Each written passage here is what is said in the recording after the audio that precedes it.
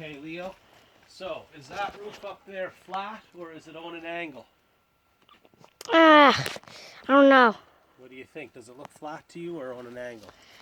It looks kind of a little bit tippy when it's on the bottom. It looks a little tippy. Right. But So I don't. it's on a bit of an angle. Probably not enough of an angle. That's a disagreement with your Grampy and I. Because he doesn't get the snow that we get up here where they live. They live 500 kilometers south of us. So I usually like to put a little more angle on the building. But why do you think the roof is sloped? I don't know.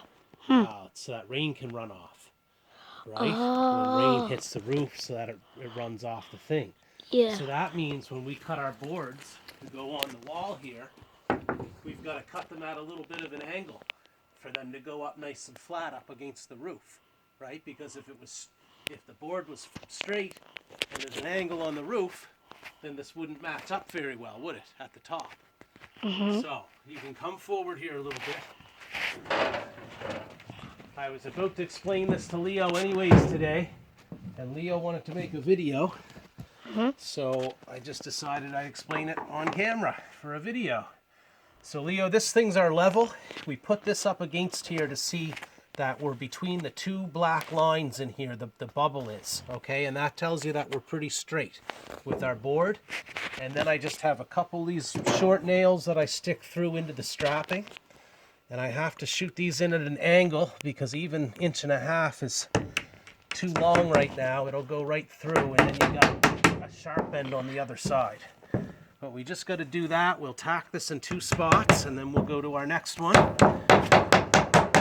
There's that. Now we come over, now we get our measuring tape. We've got to make our next measurement over here. Come around and look what I do. I'm going to go right up to the top with this thing and take a measurement from up there where it's going to lay against the roof and come down to the bottom of this one, and it says 100, what's that say? 110 inches. Okay, so that's our measurement. Now,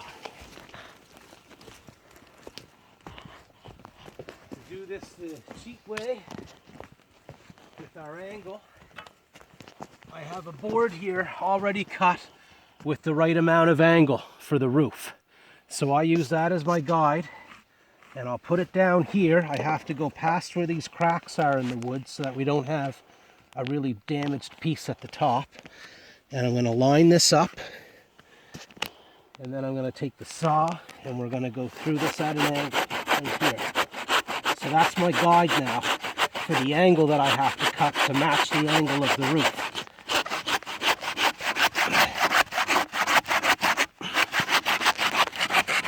There, okay. That's done. Then from the tip of that, that's going to be the high point. I've got to measure down how many inches? What did we say? I got to get past you there. 100 and something? 110. You've got to remember that. And then we come down here. And when we get to 110, we're going to put the speed square there. This plastic thing gives us a nice straight angle. So we lay that across. Then we make our cut here.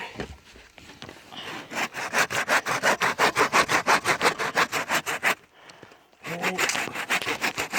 I try to make everything as straight as I can.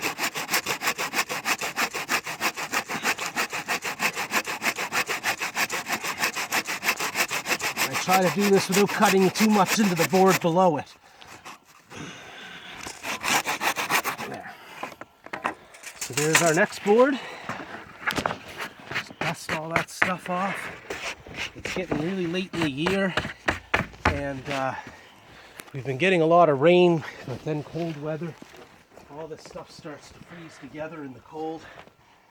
So we bring this over here. I gotta grab a couple nails.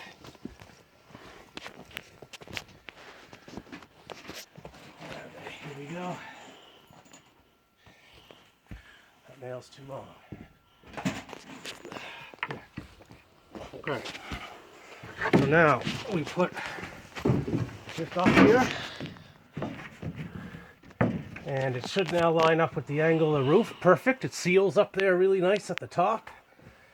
And then we check and make sure that we're still level. And that's right. So we're nice and straight up and down. And then we tack this one on.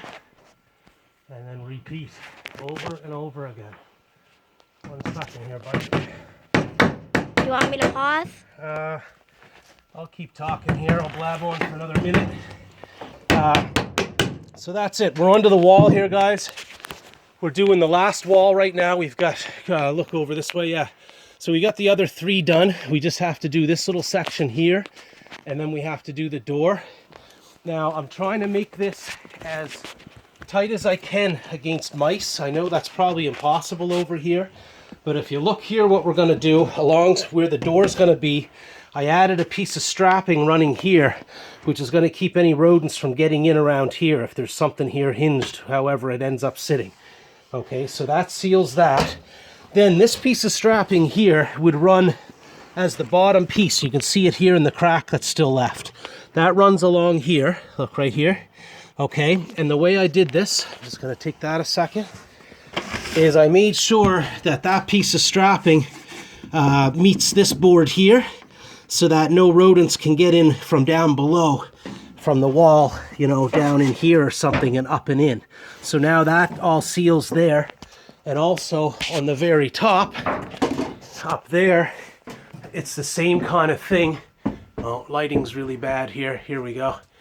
There you could see the top piece of strapping running, lining up with the top of the wall right there. So that keeps rodents from getting in there. Now all that's left, and it still is a problem, my boards you can see I have going right up to the ceiling there as best I can. But mice can fit in through really small little spots.